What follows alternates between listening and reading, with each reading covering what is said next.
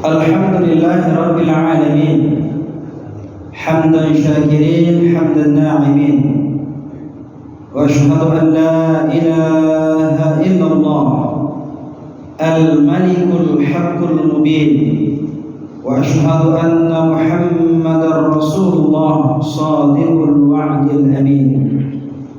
Allahumma salli wa sallim wa barik ala nabiyyina wa habibina Muhammadin sallallahu alaihi wasallam wa ala alihi wa ashabihi ajma'in, amma ba'd.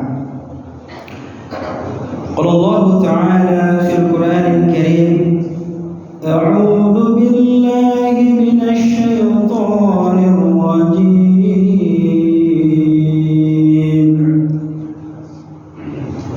Walillahi 'alan nasi hajjul baiti man istata'a ilaihi sabila wa man kafara fa inna Allaha ghaniyyun 'anil 'alamin. Wa qala Rasulullah sallallahu alaihi wasallam, al-hajjul mabrur laisa lahu jazaa'un illa al-jannah. Shadaqallahul 'azim wa shadaqa rasuluhul karim, walhamdulillahi rabbil alamin. Hadirin kaum muslimin, para jamaah salat subuh yang dirahmati dan dicintai Allah Subhanahu wa taala. Al-mukarram wal-muhtaram, para sesepuh dari Dewan Kemakmuran Masjid Al-Aqsa Delatinos BSD City. Luar biasa, satu-satunya Masjid Al-Aqsa yang ada di komplek ini, yang ada di BSD ini, yang benar-benar luar biasa. Masjidnya megah, bagus, indah, dan juga jamaahnya yang luar biasa semangat dan ramai dalam melaksanakan, dalam mengikuti kajian pada saat ini dan seterusnya dan berikutnya, dan insya Allah istiqamah sampai akhir hayat. Amin ya rabbal alamin.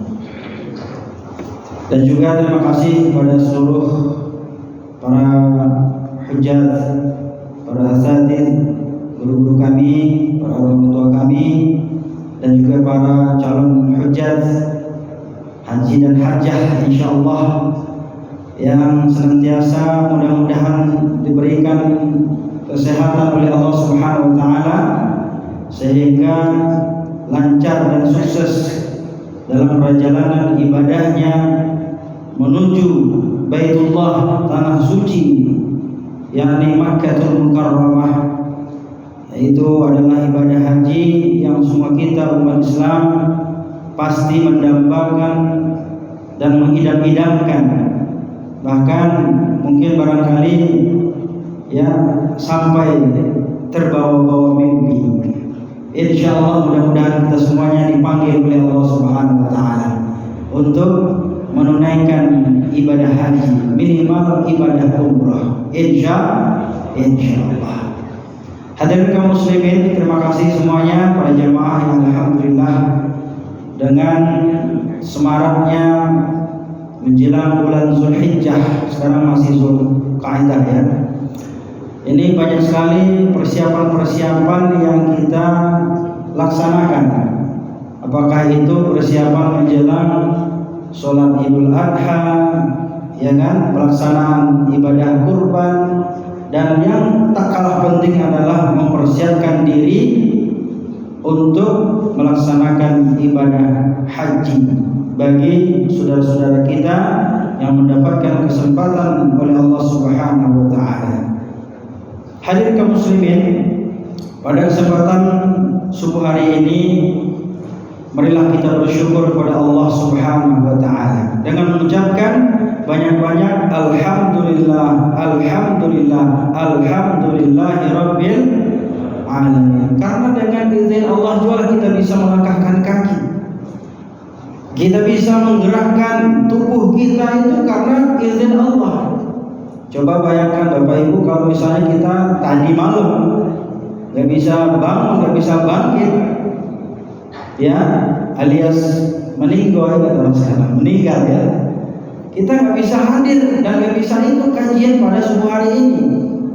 Makanya kita itu bersyukur kepada Allah Subhanahu Wa Taala. Tatkala kita diberikan kesempatan oleh Allah, kita bisa bangun dan bangkit pada saat ini, pada setiap harinya, pada setiap subuhnya, maka kita ucapkanlah apa bacaannya, Bu? Alhamdulillahil ladzi ahyana ba'dama amatana wa ilaihi nusyur. Itu doa yang dianjurkan oleh Rasulullah SAW. Kita mau tidur baca doa, ya, baca doa. Bismika Allahumma ahya wa bismika amut, atau bismika Allahumma ahya wa amut. Dua-duanya sahih. Silakan kita baca doa ini tatkala kita membaca doa ini ketika kita ingin tidur, maka tidur kita itu akan menjadi ibadah. Insya Allah. Jadi tidur itu, Bu, bukan hanya sekedar tidur biasa. Inilah bedanya orang-orang yang berilmu. Tidurnya saja jadi ibadah. Makanya ada satu kisah bapak-bapak, ibu-ibu, itu ada setan. Kisahnya itu takut kepada seseorang yang tidur daripada kepada seseorang yang lagi ibadah, lagi sholat itu. Apa alasannya? Ternyata yang tidur ini adalah orang yang memiliki ilmu. Dia tidur aja udah ibadah. Bayangkan itu. Itulah orang yang berilmu. Jadi kalau orang yang berilmu baca doa, tidurnya jadi ibadah, maka setan jadi takut kepadanya. Tetapi orang yang beribadah tanpa ilmu, maka mudah diperdaya oleh setan. Makanya orang yang berilmu, dia tidur saja itu semuanya menjadi ibadah.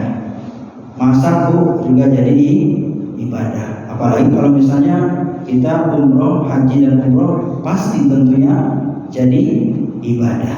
Jadi hadirin yang berbahagia, banyak sebenarnya ibadah-ibadah, ya, kadang-kadang kita tidak sadar bahwa itu adalah ibadah. Jadi jangan kita menyangka bahwa kita duduk di masjid ini tidak ibadah. Semuanya adalah ibadah, apalagi kalau kita sedang mengikuti kajian menjelang waktu syuruk. Habis syuruk kita sholat duha, sholat syuruk dulu, habis itu sholat duha. Bayangkan itu, setiap gerak-gerik kita, setiap nafas dan setiap langkah kita, semuanya bisa menjadi ibadah kalau kita memiliki yang namanya ilmu. Tetapi ibadah bisa saja tidak menjadi ibadah tatkala kita tidak memiliki ilmu. Ini misalnya, mohon maaf orang Ujar, misalnya para calon Pak Haji, Bu Hajah, kalau kita pergi ke Mekah, ya, itu kalau misalnya kita mau haji, nggak dibekalin dengan manasik haji, kita jadi kebingungan. Kesana mau ngapain? Mau touring? Mau ada status? Mau main tiktokan? Kan nggak mungkin. Nah, inilah pentingnya ibadah, sehingga tatkala kita sampai di sana, itu kita bisa mengoptimalkan waktu-waktu kita khusus ketika di sana itu hanya untuk ibadah kepada Allah Subhanahu Wa Taala. Jadi inilah pentingnya ilmu pengetahuan. Mudah-mudahan Bapak Ibu berbahagia, ya. Pada hari ini kita bisa sharing, ya, pengalaman dan pengetahuan. Karena alhamdulillah, ketika dulu saya belajar di Timur Tengah itu, alhamdulillah saya 5 tahun di Mesir belajar di sana, dan juga ada beberapa bulan di Mekah, ya, di Mekkatul Mukarramah. Itu, ya, alhamdulillah di tahun 2008 saya juga sudah menunaikan haji dan umroh. Tatkala saya masih di sana. Berbagai macam ragam yang kita temukan masyarakat di sana. Tentunya sesuai dengan niatnya masing-masing. Ya, nanti akan kita ceritakan. Ya, apa sih tujuan haji dan umroh? Apa sih hikmahnya? Ya, bagaimana dampaknya terhadap kehidupan sosial kita? Dan yang paling utama adalah bagaimana setelah haji dan umroh? Apa yang kita lakukan? Apa bekasnya? Apa dampaknya? Inilah yang perlu kita perhatikan ya ketika kita telah melaksanakan suatu ibadah kepada Allah Subhanahu wa taala. Karena sesungguhnya setiap ibadah itu pasti memiliki dampak yang positif ya dalam kehidupan kita. Apakah itu kehidupan pribadinya, dalam kehidupan berkeluarganya, dalam bertetangga, dalam berwarga, dan bahkan dalam berbangsa dan bernegara. Maka inilah perlunya kita mempelajari ya ilmu tentang suatu ibadah yang akan kita lakukan. Karena sesungguhnya ibadah tanpa ilmu maka tidak akan diterima oleh Allah Subhanahu wa taala. Hadirin kaum muslimin, mari kita berselawat kepada Rasulullah. Allahumma shalli ala sayyidina Muhammad wa ala ali Muhammad. Mudah-mudahan kita semuanya termasuk di antara ya umat-umat yang dicintai oleh Rasulullah sallallahu alaihi wasallam. Amin. Amin ya rabbal alamin. Karena tidak ada lagi yang bisa kita banggakan nanti ketika kita telah dipanggil oleh Allah Subhanahu wa taala, kecuali apa? Yaitu adalah ketika kita diakui oleh Rasulullah sebagai umatnya.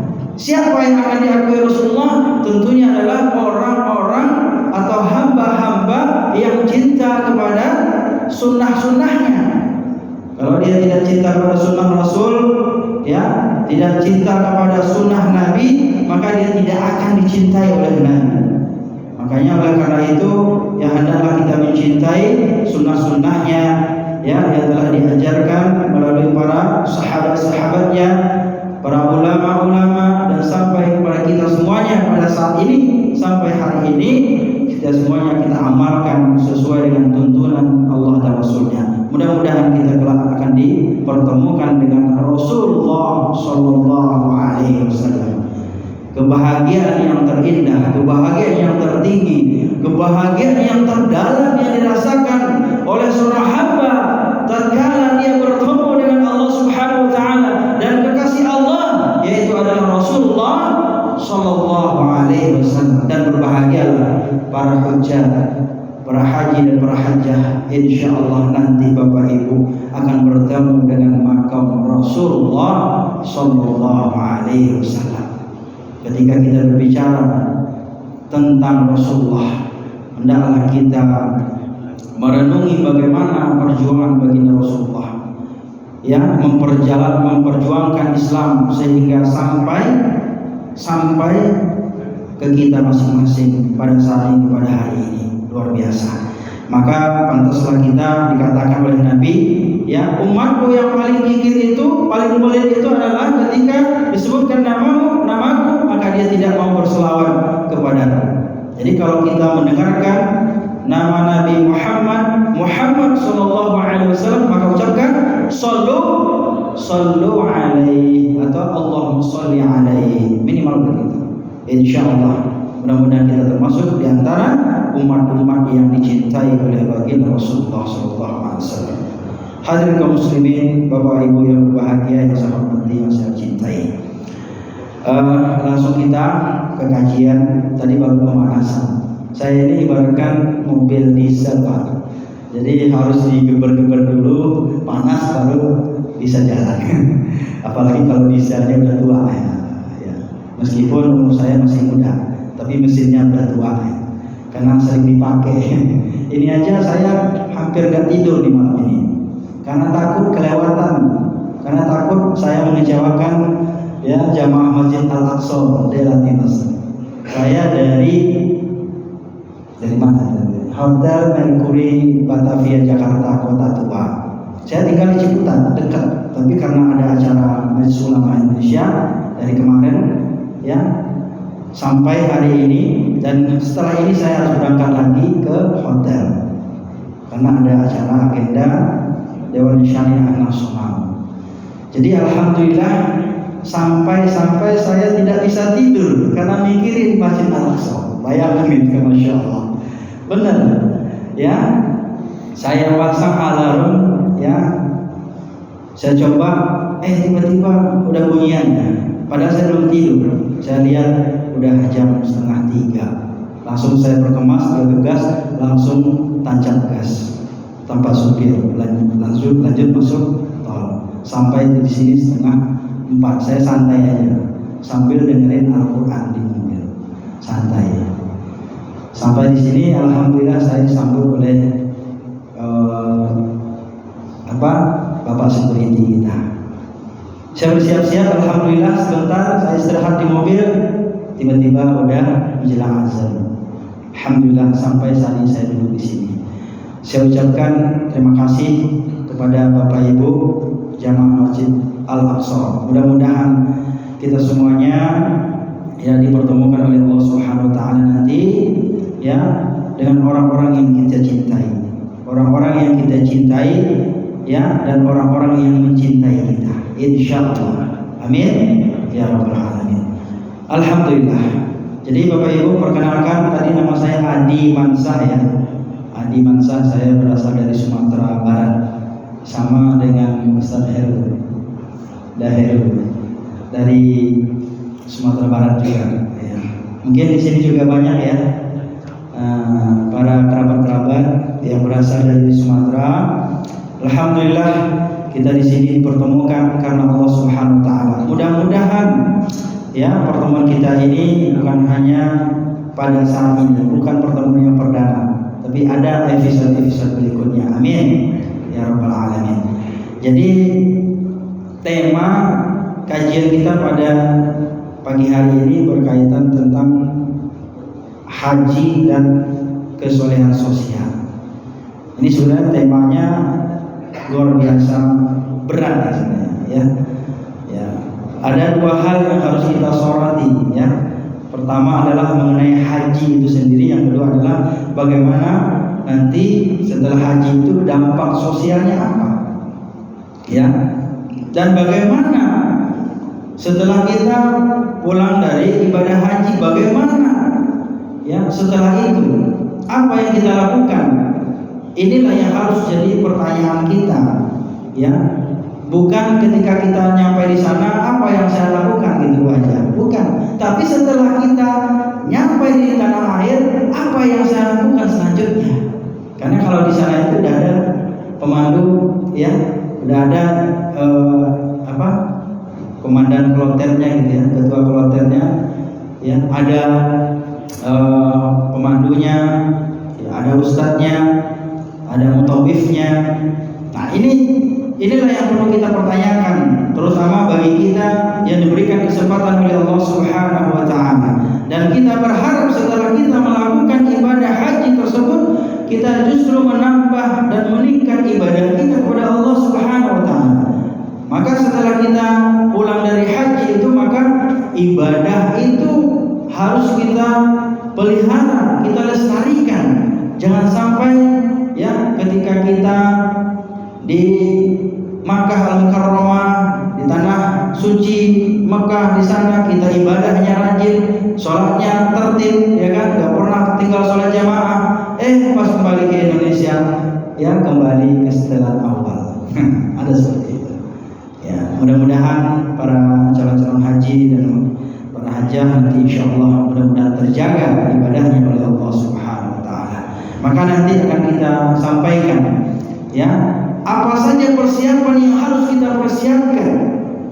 Yakin, saya seribu kali yakin kalau masalah harta ya, masalah untuk keperluan dan perlengkapan segala macamnya itu sudah kita siapkan, sudah ready, bahkan koper tinggal tarik gitu ya, naik ke bis langsung ke bandara, itu sudah siap gitu ya.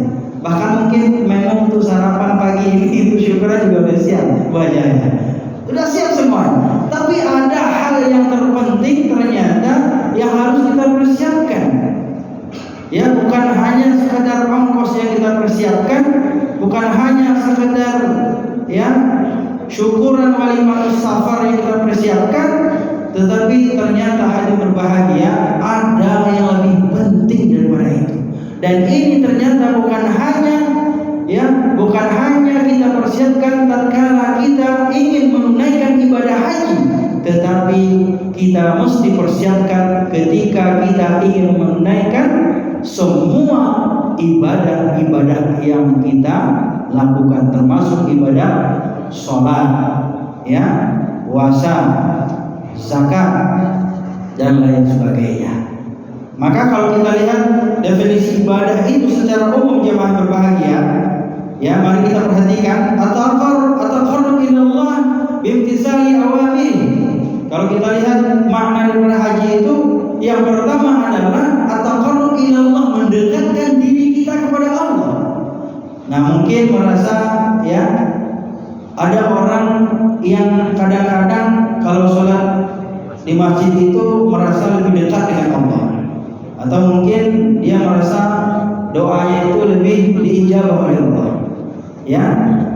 Tapi yang lebih penting adalah tatkala kita berangkat haji ataupun umroh ke tanah suci, ke Makkahul Mukarramah, maka disitulah hadirin berbahagia, rasa diri kita lebih dekat dengan Allah Subhanahu wa Ta'ala.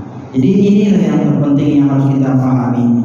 Tujuan kita ingin melakukan ibadah itu adalah dalam rangka mendekatkan diri kepada Allah Subhanahu wa Ta'ala. Ini yang pertama, sesuai dengan definisinya.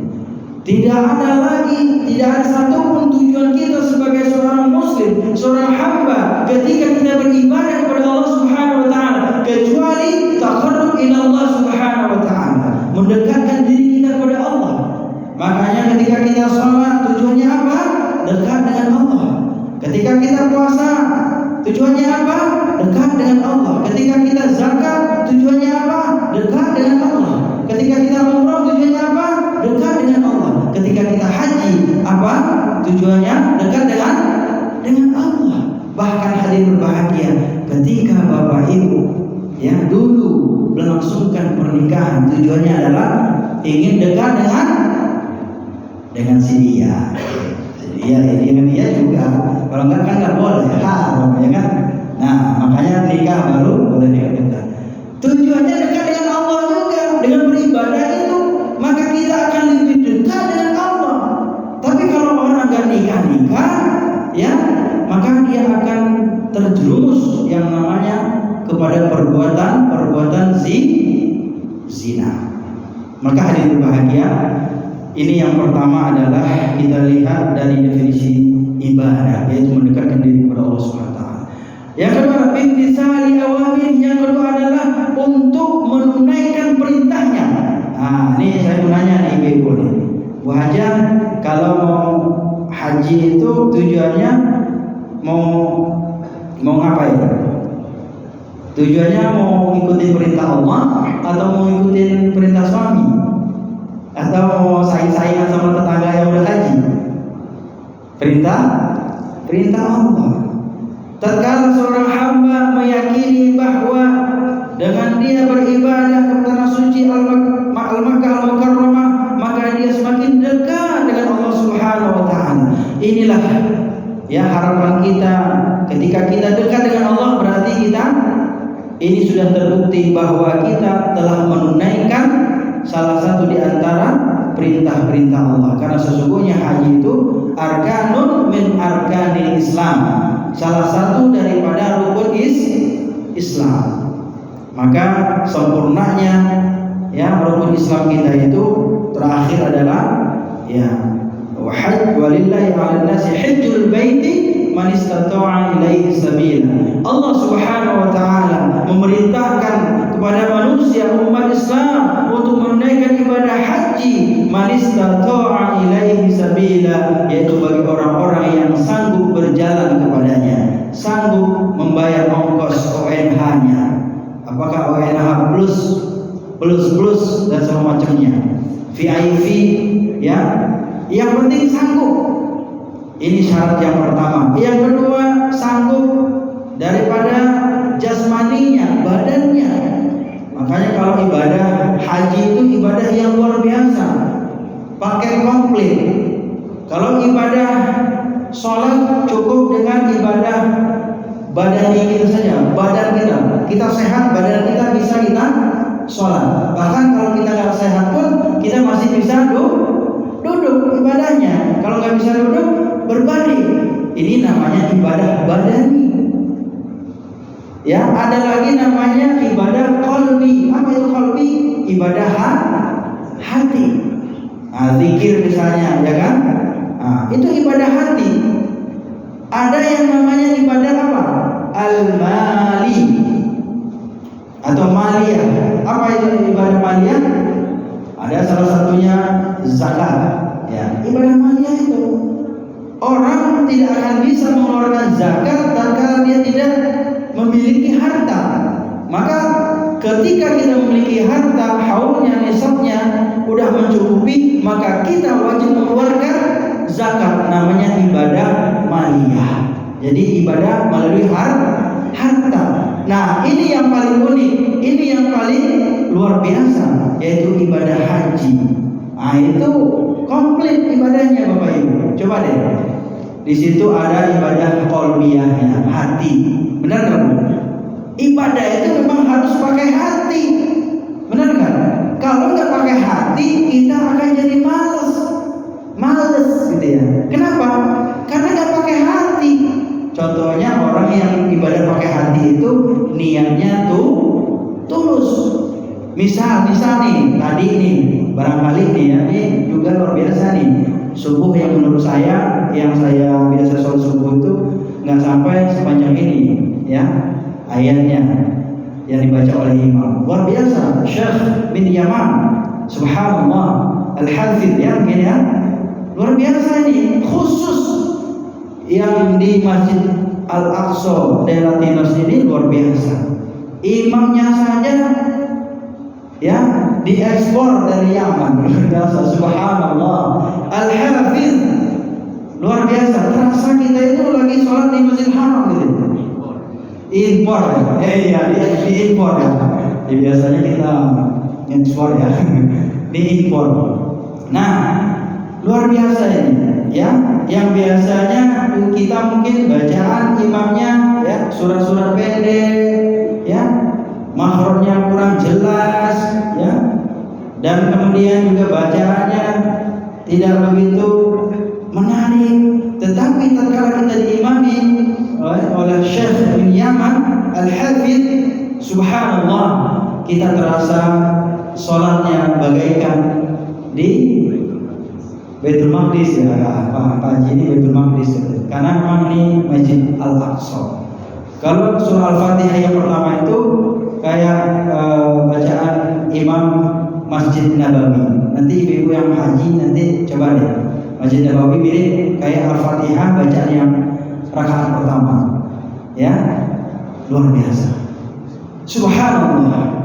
Ya, belum lagi nanti ibu-ibu, bapak-bapak, kita berdoa saja ya, mudah-mudahan kita semuanya dipanggil oleh Allah dan kita bisa ya sholat di belakang ya syekh-syekh, para hafidh, ya ulama-ulama besar dunia. Ya, kalau ulama yang paling favorit saya, Imam Masjidil Haram yang favorit saya itu adalah Syekh Dr. Abdurrahman As-Sudais. Kadang-kadang saya juga bisa ini juga dikit-dikit gitu ya. Ya. Alhamdulillahirabbil alamin, arrahmanir rahim, maliki yaumiddin, iyyaka na'budu wa iyyaka nasta'in, ihdinas siratal mustaqim, siratal ladzina an'amta 'alaihim ghairil maghdubi 'alaihim waladdallin.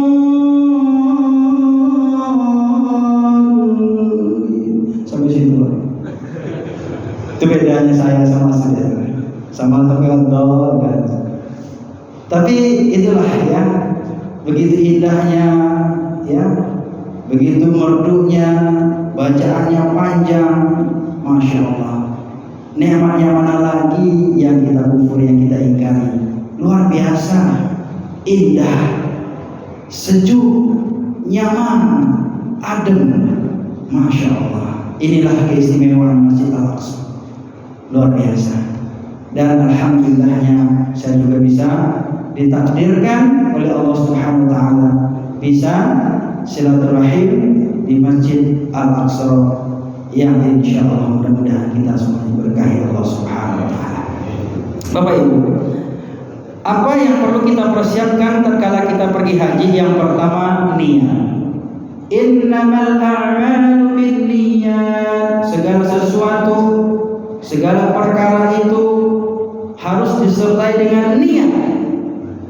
Makanya seseorang yang tidak bersih niatnya beribadah, maka ibadahnya bisa saja tidak diterima oleh Allah Subhanahu wa taala.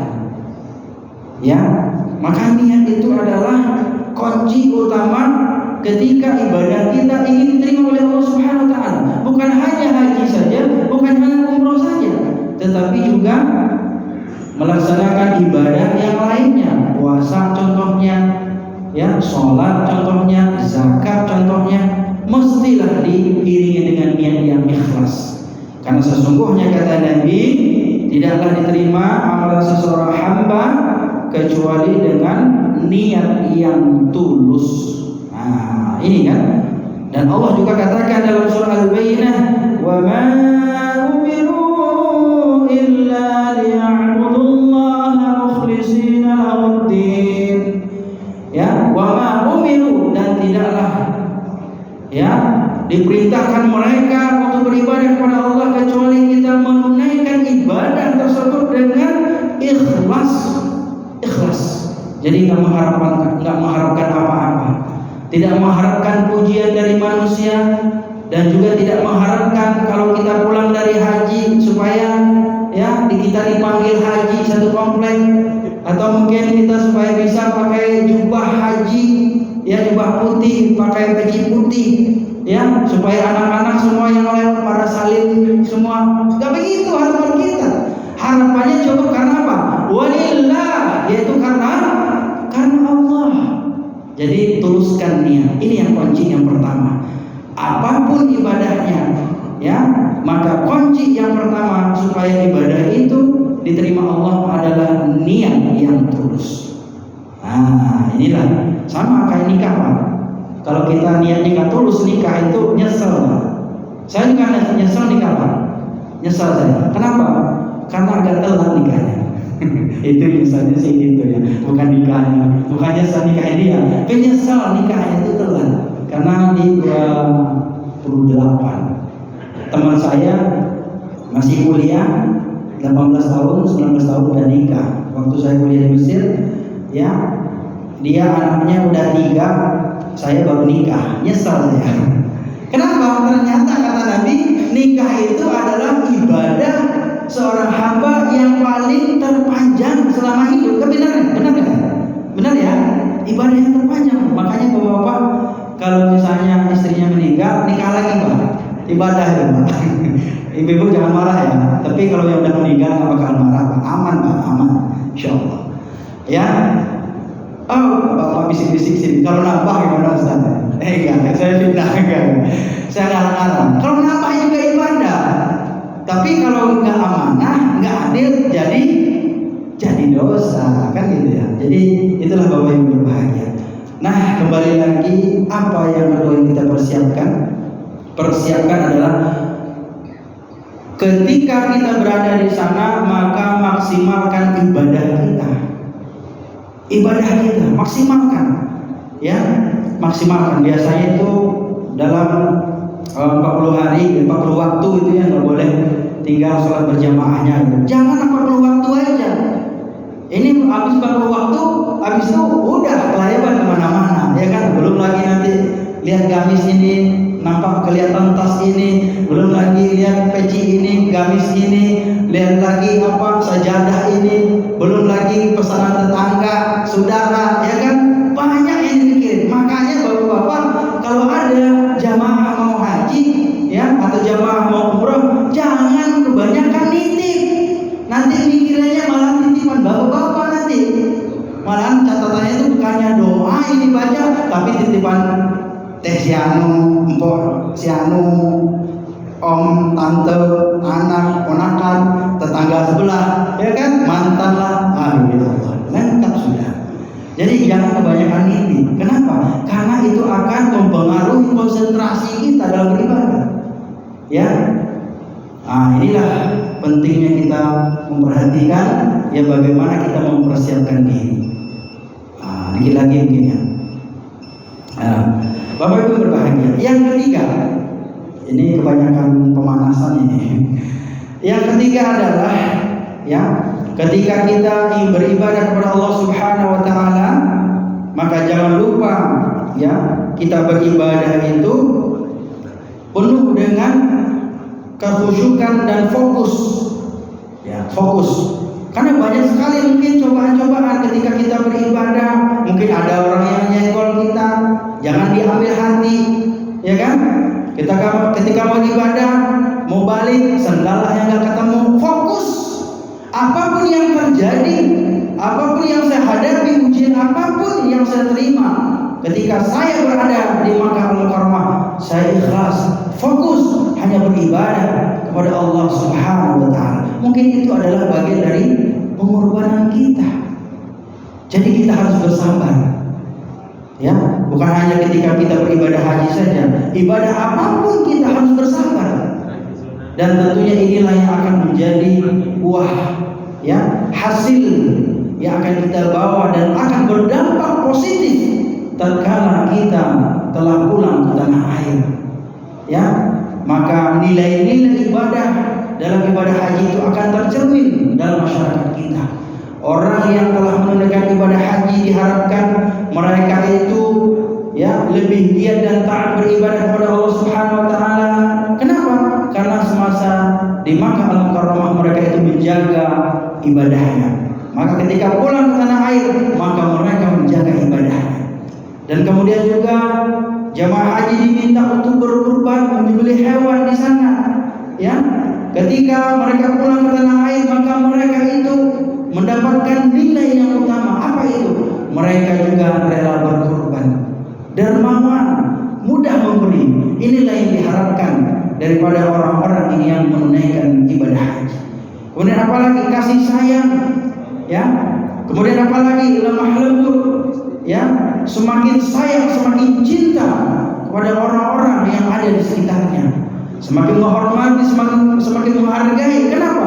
Karena di sana kita telah dilatih dengan berbagai kondisi dan keadaan. Inilah yang penting kita maknai daripada sebuah peristiwa atau ibadah haji yang telah kita lakukan, ataupun ibadah umroh. Dan bahkan bukan hanya haji dan umroh, tetapi hadir berbahagia. Nilai-nilai ini harus tercermin dari setiap ibadah yang kita lakukan.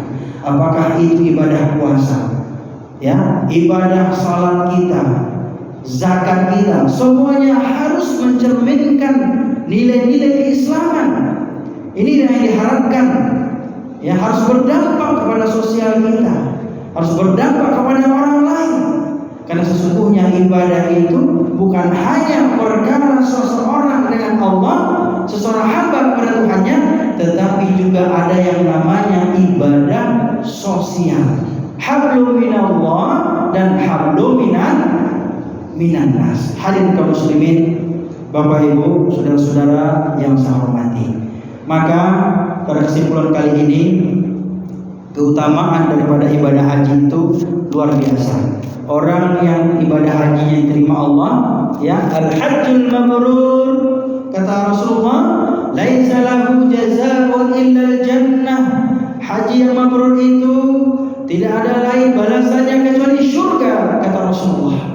Maka Bapak Ibu berbahagia, ya, apalagi kalau ada jemaah haji yang meninggal dunia ketika ibadah haji, insya Allah masuk surga.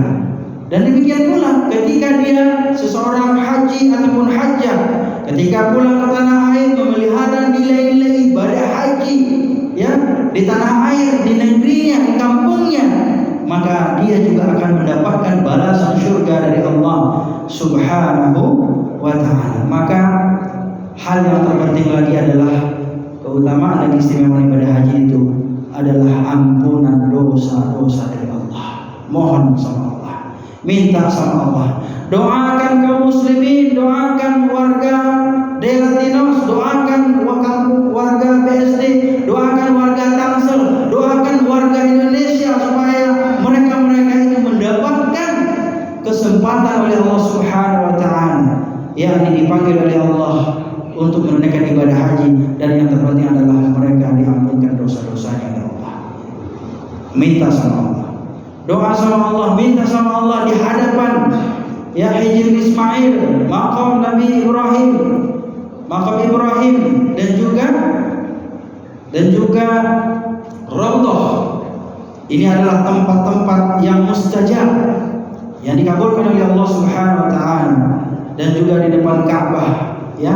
Ini adalah tempat-tempat yang mustajab, yang mesti Bapak Ibu berbahagia. Perbanyaklah berdoa kepada Allah dan minta ampun dan bertaubat kepada Allah Subhanahu wa taala. Inilah banyak sekali sebenarnya Bapak Ibu kalau kita cerita bab haji dan keistimewaannya dan apa implementasinya ya dalam kehidupan sosial, itu bisa mungkin barangkali 1 semester baru selesai ya, karena itu banyak sekali ya tema-tema yang akan kita bahas di dalamnya. Tapi sebagai kesimpulan, karena sudah masuk ya, yang ingin saya sampaikan lagi adalah bahwa ketika seseorang beribadah haji, maka di situ terlihatlah persatuan dan kesatuan.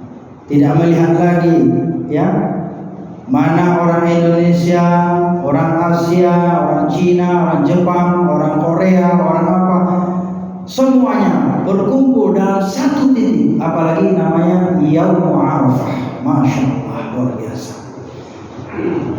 Dalam berbagai macam keragaman suku, budaya, bangsa, ya bayangkan hari berbahagia, cuma satu tujuan kita, yaitu adalah Allah, Allah, Allah, Allah.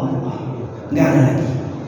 Makanya Bapak Ibu berbahagia, jaga persatuan dan kesatuan. Ketika kita pulang di tanah air, maka hendaklah persatuan dan kesatuan kita semakin meningkat. Kenapa?